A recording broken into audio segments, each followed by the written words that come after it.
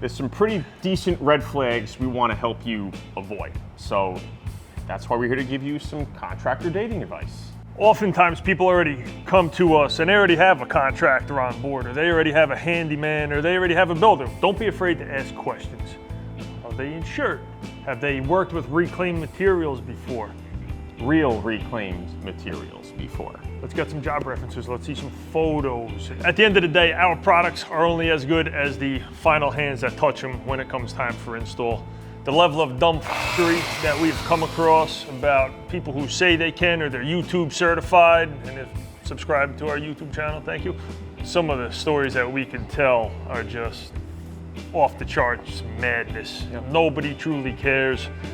I'll say to the level that we do. It's our product, we took it down, we made it, we fabricated it, let us install it. I don't mean to toot our own horn, but beep beep.